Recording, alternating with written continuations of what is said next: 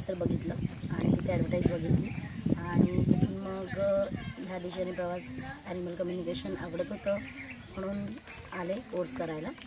थोडंसं सुरुवातीला मनात खूप डाऊट होते, पण इथे आल्यानंतर खूप छान बॉन्डिंग झालं प्रत्येकाशी. इथे आलेलं आहे प्रत्येक वयापासून लहान वयापासून मोठ्या वयापर्यंत प्रत्येक एज ग्रुपची माणसं आली होती, जी अर्थातच सगळी ॲनिमल लवर होती आणि त्या सगळ्यांचे अनुभव त्याच्यातून बरंच काही शिकायला मिळालं आणि आपण एक इफेक्टिव्हली ॲनिमल कम्युनिकेशन करू शकतो.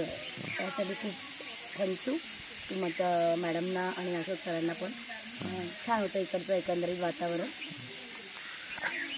आधी असा काही डाऊट होता का की 3 दिवसामध्ये ॲनिमल कम्युनिकेशन होऊ शकतं का किंवा नाही? कारण की आपण आता आपलं मुलं असतं शाळेत पाठवतो तरी त्याला लवकर काही येत नाही, तर असं कसं पॉसिबल आहे वगैरे किंवा प्राण्याशी? नक्कीच हा डाऊट होता की एवढ्या कमी दिवसामध्ये कसं पॉसिबल होईल. पण मला वाटतं कोर्स स्टार्ट केल्यापासून अगदी दुसऱ्या दिवशी आम्हाला इझिली कनेक्ट होता आलं ॲनिमलशी, कारण ज्या इझी टेक्निक्स मॅडमनी सांगितल्या त्या खूप उपयोगी पडल्या.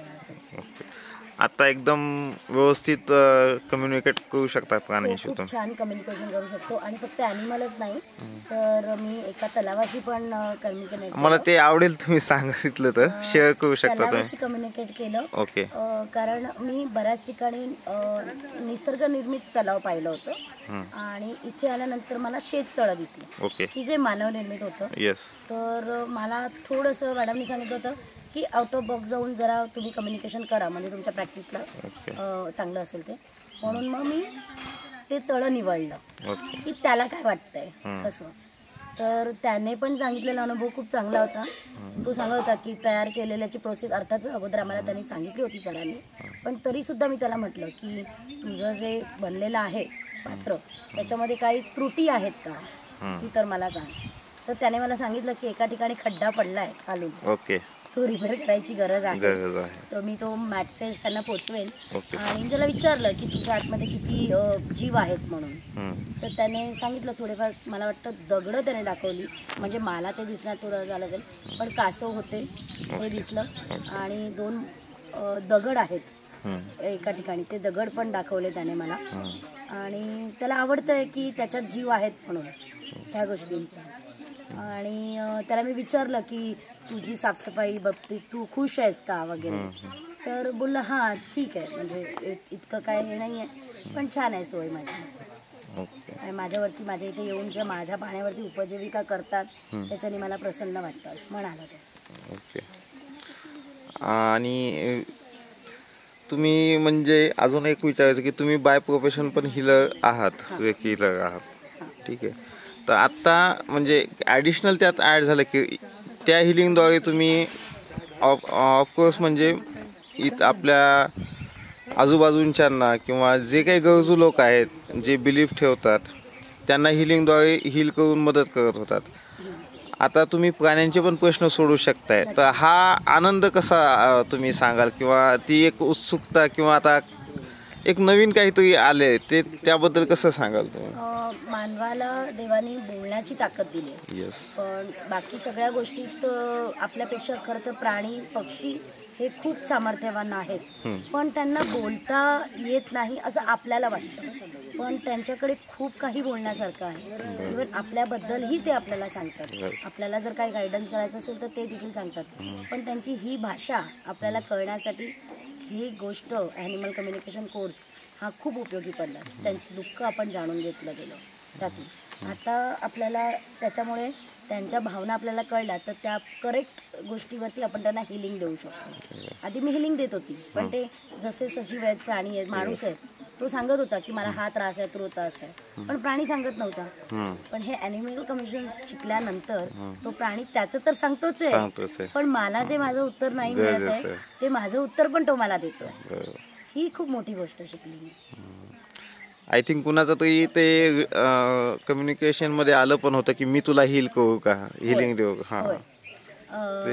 हिलिंगसाठी विचारलं होतं. हिलिंगसाठी हा मी तुला हिल मॅडम थोड्याशा आमच्या आहेत त्या इमोशनल होत्या, तर त्यांना त्यांच्या प्राण्यांनी सांगितलं होतं की मी तुला हिल करू. मला वाटलं तुमच्या बाबतीत झालं की काय म्हणून ते मी रिपीट केलं. ओके. मॅडमना त्याने विचारलं होतं की मी तुला हिल करू. असं त्यांनी त्यांना विचारलं, तो म्हणाला मी विचार करून सांगतो. ओके. पण मग त्याने विचारत बोलला की तुला मी हिलिंग देऊ का.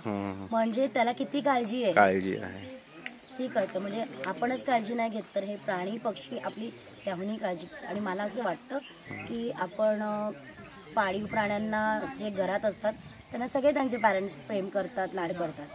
पण जे प्राणी जे असाही आहेत, ज्यांना कोणी नाही आहे, रस्त्यावरचे आहेत, त्यांचं दुःख जाणून घ्यायला मला जास्त आवडतं. एक कॉमन प्रश्न विचारतो जे बहुतांशी सर्वांनाच विचारणार आहे की ही जी पद्धत आहे किंवा इवन की प्राण्यांना वनस्पतींना आपण चॅट करू शकतो, बोलू शकतो, हे कुणाला विश्वास ठेवण्यासारखी गोष्ट नसते किंवा ते ठेवत नाहीत. बरं स्वतः ठेवत नाही तर इतरांनाही पण ते दोष देतात किंवा काहीतरी टीकात्मक टीकाटिप्पणी चालू असते. तर याबद्दल तुम्ही कसं पाहता किंवा काय तुमचं त्याबद्दल काय म्हणाल तुम्ही त्यांना, म्हणजे काय मेसेज द्याल त्यांना? मला असं वाटतं की तो त्यांच्या नॉलेजचा भाग आहे. त्यांनी अर्धवट नॉलेज असतं त्यांना, त्या गोष्टीने ते लोक रिॲक्ट होत असतात त्यांच्या पद्धतीने. आणि ज्यांना नॉलेज आहे त्यांना आपल्यापेक्षा जास्त काहीतरी कळतंय ही भावना त्यांना आवडत नसावी. म्हणजे मानवी स्वभाव की ही काय मोठं करणार आहे किंवा हिला काय जाणून किंवा ही खोटंच सांगत असेल असं त्यांना. पण जे ॲनिमल्स खरं बोलतात ना आणि त्या खऱ्या गोष्टी जेव्हा कळतात तेव्हा त्यांना त्याच्यावरती विश्वास बसेल. इव्हन सायन्सवर बिलीव्ह करणारे पण त्याला अंधश्रद्धा मानल्या जात आहे. मुळात नेचर हेच सायन्स आहे हे विसरतात किंवा बाजूला. निसर्ग हा सगळ्यात मोठा गुरु आहे माणसाचा. आणि जो माणूस निसर्गाशी कनेक्ट होतो ना तो माणूस खरंच आयुष्यात पुढे जातो. कारण निसर्ग नेहमी आपल्याला देणं शिकवतो, तो कधीच आपल्याकडून काय घेत नाही. म्हणून मला वाटतं माणसानेही निसर्गासारखं बनावं आणि नेहमी देत जावं की त्याचे 10 पटीने त्याला रिटर्न्स मिळतो. तुमच्या व्हॅल्युएबल फीडबॅकसाठी खूप खूप धन्यवाद. सगळ्यांचे, माझ्या पूर्ण ग्रुपचे सगळ्यांचे आभार मानेन की इथे आलेल्या प्रत्येक लहान मोठ्याकडून. सॉरी, ते एक विचारायचं राहिलं महत्त्वाचं. जे आपलं पूर्ण टीम होती, ग्रुप होता, त्यांच्याबद्दल तुमचं मत कसं आहे किंवा तुमचं कसं बॉन्डिंग जमलं जुळलं, केमिस्ट्री कशी राहिली, काही वादविवाद किंवा प्रेम काय जे काही असेल ते वाटेवर? सगळ्यांमध्ये ना आमच्यामध्ये एकच दुवा होता ना, ते म्हणजे सगळ्यांचं प्राण्यांवरती असलेलं प्रेम. आणि हा एकच विषय असा होता ना की अगदी न बोलणारी व्यक्ती ही त्याच्याबद्दल भरपूर बोलली. आणि माझं मुळात सांगाल ना तर मी एक इथे डोक्यात ठेवून आलेली ना की मी जास्त कोणाशी बोलणार नाही. म्हणजे माझा स्वभाव असा आहे की मी पटकन कोणाशी, पण मी ठरवून आली होती नाही जास्त अवेलेबल कोणाला व्हायचं नाही. पण अगदीच उलट झालं, कारण इथे येणारा प्रत्येक व्यक्ती माझ्यापेक्षा मोठा म्हणजे शांत राहू शकले नाही असं. आणि मला ते स्वतःला कंट्रोल नाही करत. आणि असं वाटलंच नाही की आम्ही पहिल्यांदा भेटलो. आम्हाला असं वाटलं की आम्ही खूप पहिल्यापासून एकमेकांना ओळखतो आणि पहिल्यापासून आमच्या सगळ्यांमध्ये खूप छान रिलेशन आहे. जसं की आपल्यापेक्षा वयाने मोठे पण इथे आहेत आणि छोटे पण आहेत, तर दोघांशी पण कसं राहिलं, म्हणजे काही फरक जाणवला दोघांमध्ये? खूप सारे लहान ज्या मुली होत्या त्यांच्याकडून पण खूप शिकण्यासारखं आहे. मोठ्यांकडून तर अर्थातच त्यांचे अनुभव असतात, ते शिकता आले. आणि सगळ्यात महत्त्वाचं म्हणजे ना सगळ्यांमध्ये प्रेम होतं ना, ते दिखाऊ नव्हतं, सगळ्यांचं आपलेपणातून आलेलं प्रेम होतं. आणि हे नातं आयुष्यभर आम्ही जपू. आणि जे आपला मूळ धागा आहे की किंवा युनिव्हर्ससाठी किंवा युनिव्हर्सने आपल्याला सांगितलेलं की आपण म्हणजे प्रत्येक विषयी छोटी असो, छोट्यातली छोटी मोठ्यातली मोठी गोष्ट असो किंवा आपलं काही मिळणं असो तर ग्रॅटिट्यूड द्यायचा असतो. तर ग्रॅटिट्यूड म्हणून म्हणा किंवा एक फीडबॅक म्हणू शकता.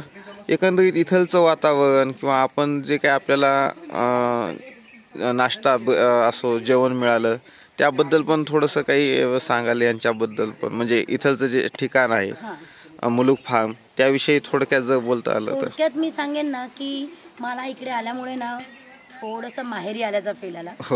मला छान वाटलं की मी खूप रिलॅक्स झाले. खूप 2 दिवस कामच नव्हती करायला पण खूप छान वाटलं. जेवण वगैरे छान होतं त्यांचं. त्यांनी आम्हाला त्यांची शेती वगैरे दाखवली.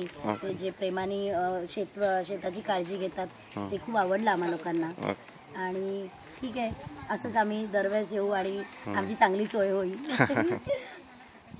चल, थँक्यू.